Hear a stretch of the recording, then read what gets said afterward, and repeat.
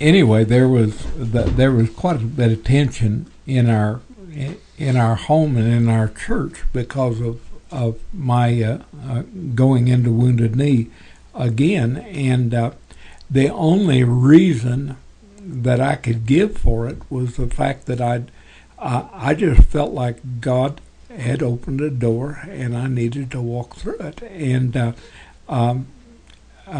their comment was that, yeah, you were just trying to get in the limelight. And it was a pretty touchy situation for almost a week. And one day my wife and I were down at the post office, driven at the post office, and a little boy was walking down the street there in front of the post office, and he said, I know who you are. And I said, who am I? And he said, you're that guy that came into Wounded Knee and brought my mom and daddy and my brother and sister out. And my wife heard this, and and my kids began to realize, that God had done that. And later on that summer, we had a vacation Bible school in Wounded Knee, and it was in the home of this family that I brought out. And so my family began to see that, God in his particular way was working this thing out. Wounded Knee lasted for 72 days. And after the first few days, we began to, things began to settle out, and Wounded Knee was over there, and we had to drive around it. And but we adjusted to it. But one of the unique things that happened during that time, as I talked with my folks back down in Kansas, they said, "Did you know Toady Dennison is up there at Pine Ridge?" And Toady Dennison was a friend of mine. He was a couple years younger than I was, but went to high school with me. And he was a sniper for the FBI. And I had opportunity to visit with Toady one day while he was there at Wounded Knee. And I remember I was interested in what he was doing, and I said, Tony, what kind of gun do you shoot? Well, first of all, he said that he was accurate at 3,000 yards. Yeah, that's over a mile. And I asked him, I said, what kind of gun do you shoot? And he said, just a 308, which is a high-powered rifle. And I said, well, what kind of loads do you use? Oh, he said, we just use factory loads. And I laughed at him, and because it takes more than just a factory load for that kind of accuracy. But out of 1,000 rounds on his last time of target practicing, he hit 997 targets out of 1,000. I'd say the boy was a pretty good shot. Mm-hmm. And but anyway, it was unique that here was a kid out of my past that was there involved in this.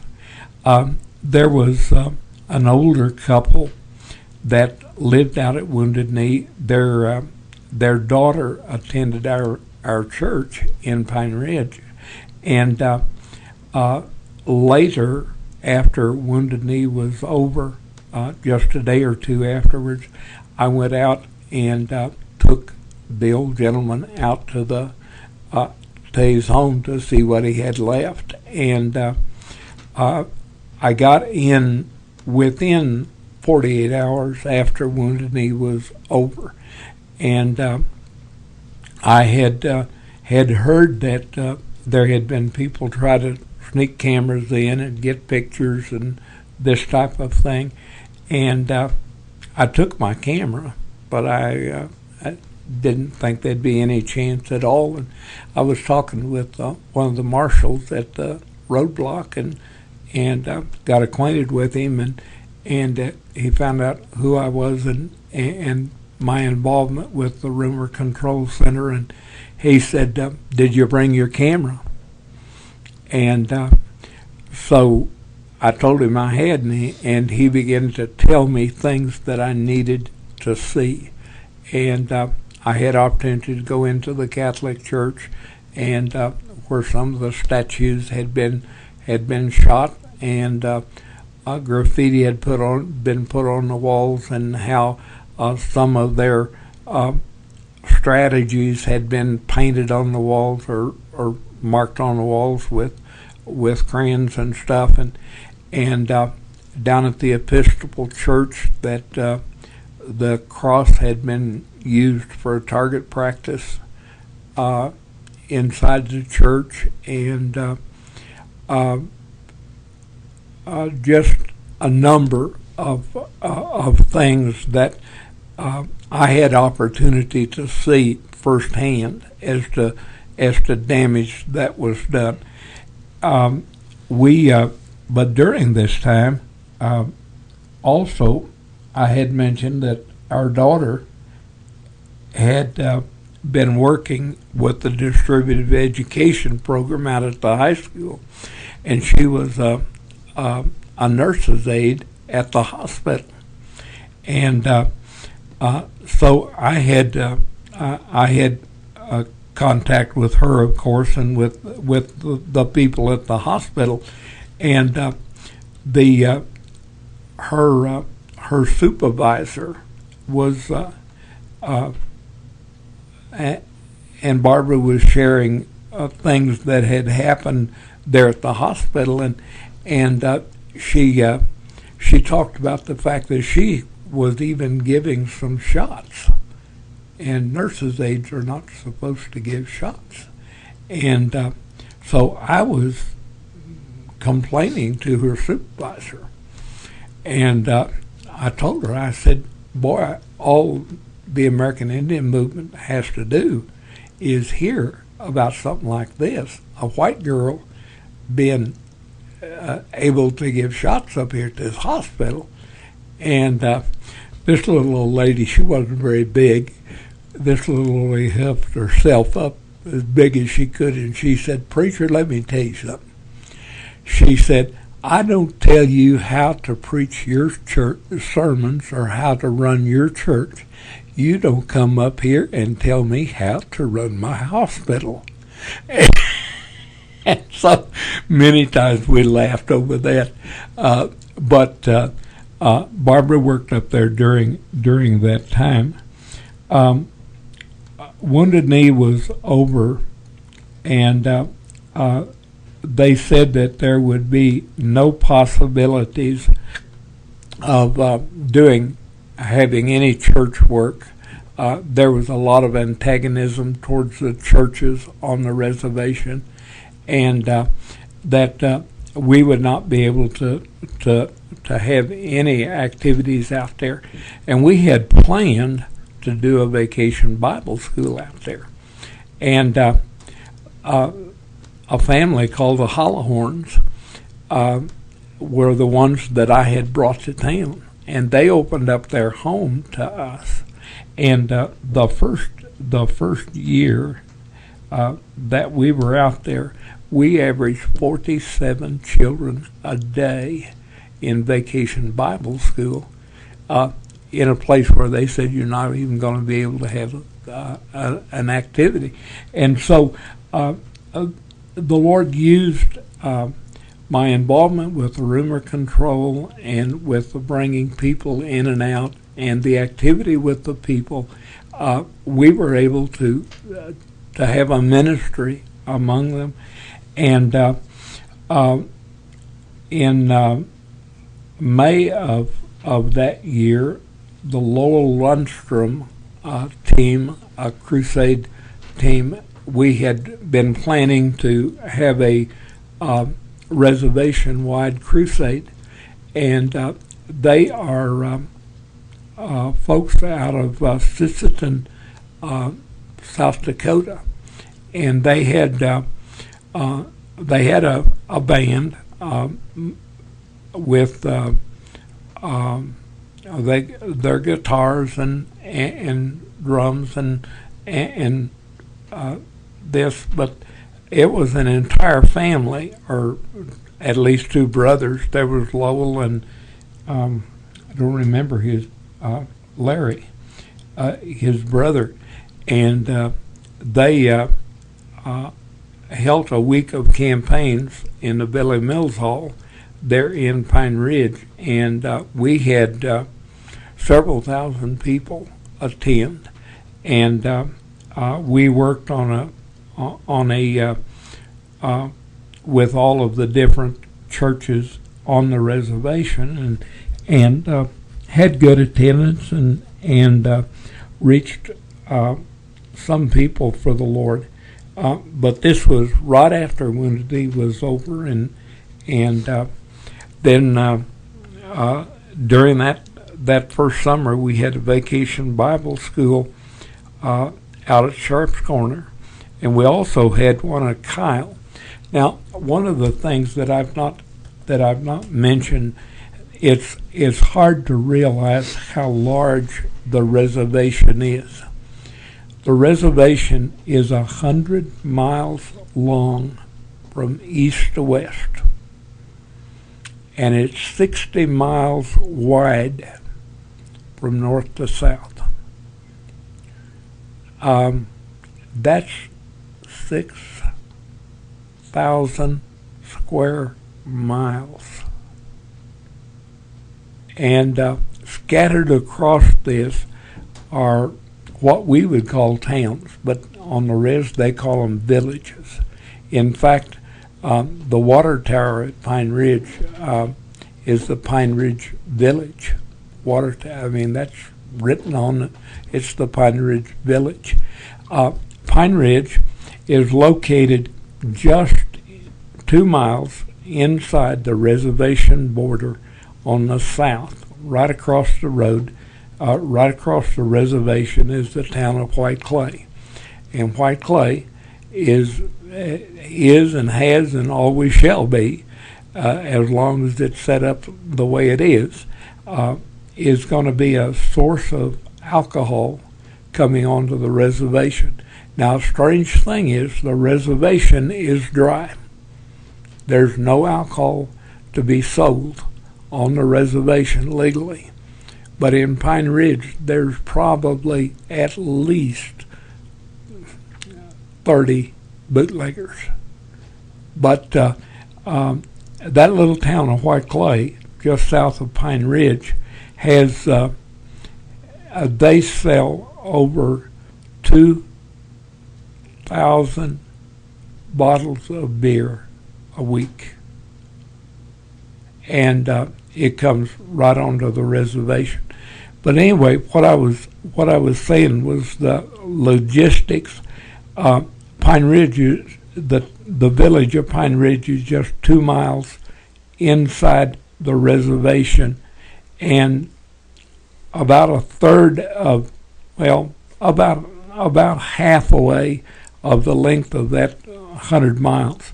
And then you have Pine Ridge, and going northeast, you have Wounded Knee, about 15 miles, and then Porcupine, about 10 miles, and to the left of that, Manderson, about the same distance, and then up from Porcupine, another 10 miles is Sharp's Corner, and then west, east of there, about 20 miles, is Kyle, and then about 30 miles is Wombly, and these are the major villages and the major area where the people live on the reservation.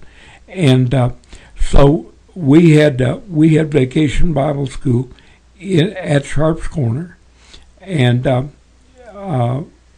we had Vacation Bible School at Wounded Knee, and we had one at Sharp's Corner, and we had one at Kyle that first summer,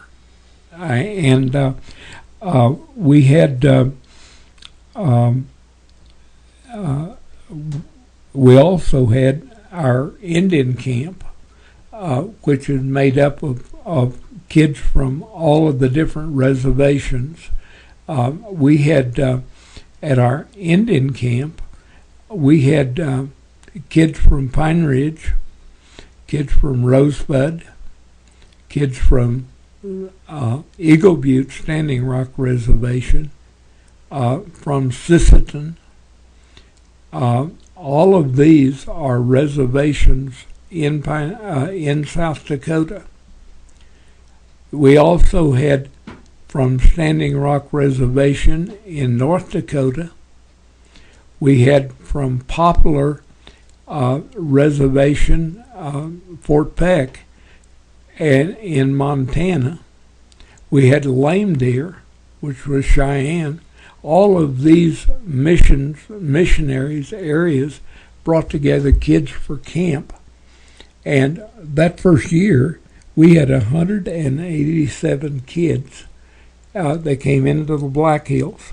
We were using a Bible camp just out of Keystone, and I became director of this Indian youth camp, and so we did the camps and the Vacation Bible Schools all that first summer. I have a question. Who helped you with your Vacation Bible Schools? How did you recruit volunteers, and where did they come from? Well, early that first year, we did most of it ourselves, and A.L. Davis had some contacts with, had a group that came in and helped us at Kyle and helped us at Sharp's Corner. We had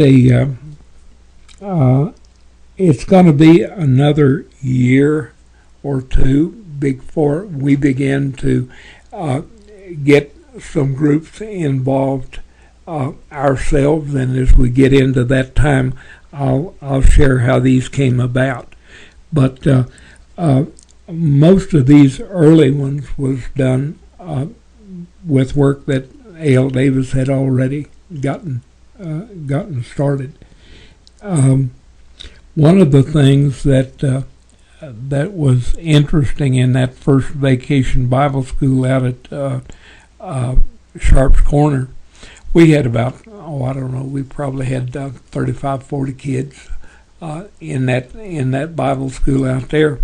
And I had come out of especially Oklahoma Vacation Bible Schools, and back in those days, now it's not so much now, but back in those days, you had your Vacation Bible School, and then you had a picnic and a parents' time together, and so we decided to do that, and we went to the Badlands to have a picnic. Now, I want you to realize that it was about 95 degrees at Sharp's Corner when we had our Vacation Bible School.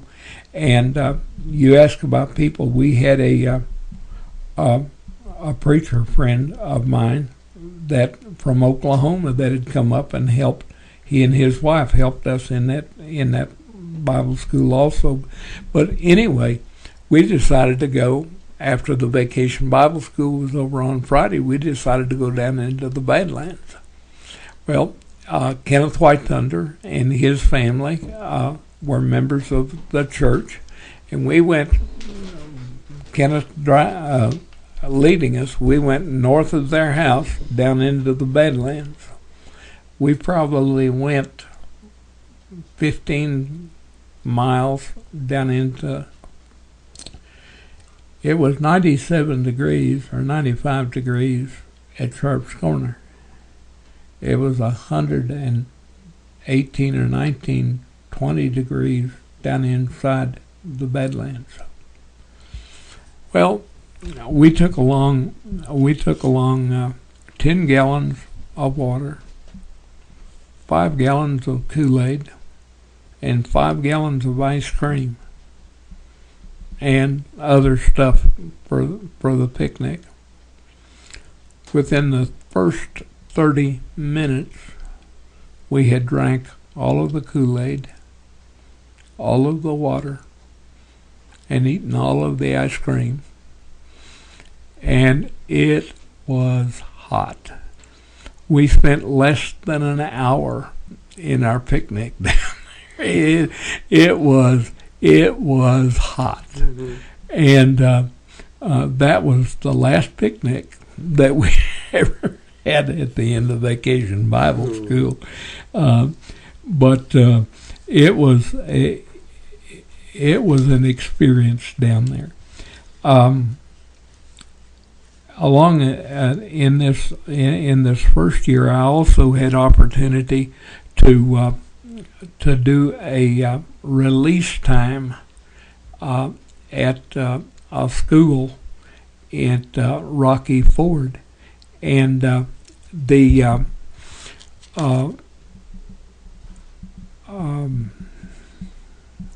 trying to think of who he was.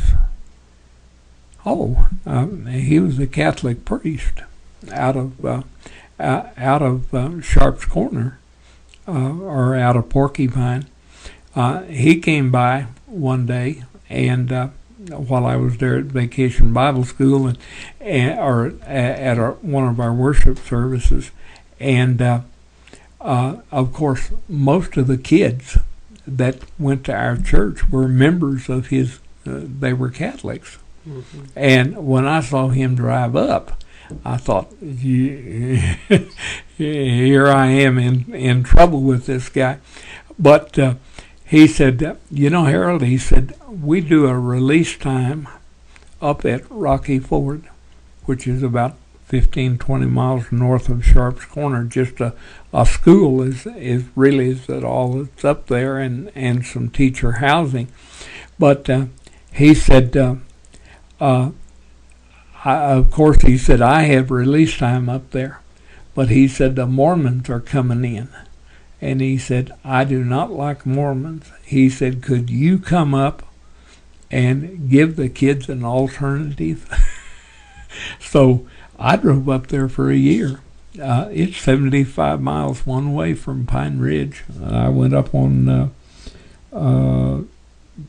Tuesday afternoon, after about an hour before school was out, and did a release time thing with the kids at the request of the Catholic priest to keep the Mormons from getting an inroad into that area.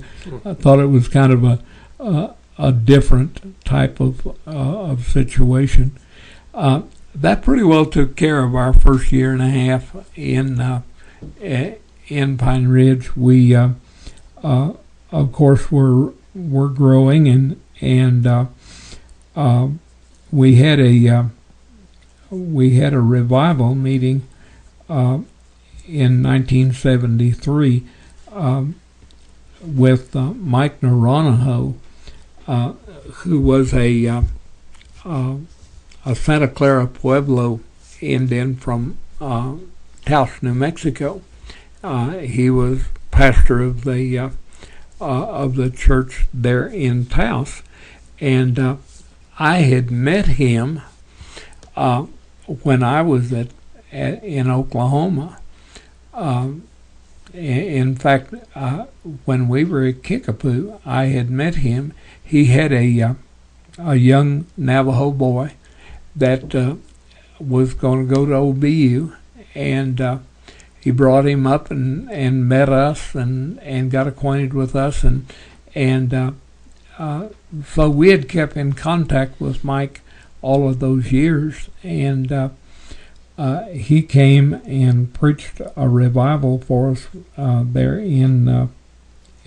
at Sioux Chapel in Pine Ridge, and also out at Sharps, and we averaged 45, 50 people in these revival services, and we got we are also still had our Indian camp. We had 142 that summer, but this was also the beginning of the time that you were asking about earlier as to how we got the people involved. In our conversation off of the tape, I've talked about that one of the things was the World Mission Conferences that we as missionaries had opportunity to go into churches and share, show slides and talk about our work.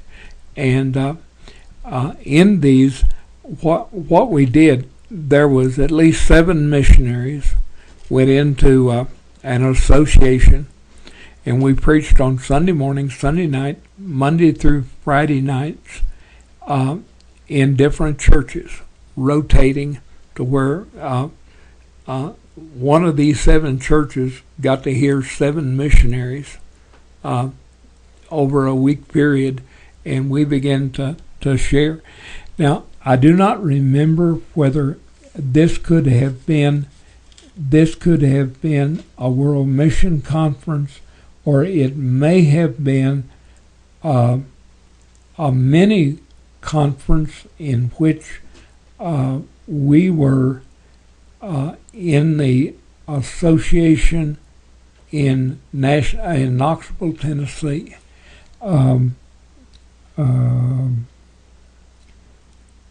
Henry Childs, about in this time frame, Henry Childs became the director of missions for South Dakota.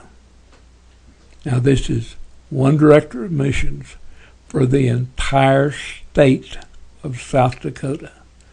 He had been the pastor of one of the larger churches in the Knoxville area, and he did a what he called a mini World Mission Conference.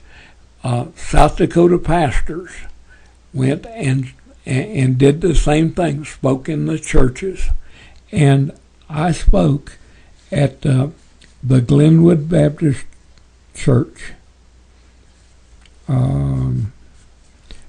in Knoxville, Tennessee, and it was there that I met a fellow by the name of Wilson Caldwell, and for several years, Wilson brought a group out. They hired a Greyhound bus to transport their people out, and they came out and did vacation Bible schools. Those early groups that came, they slept in our church.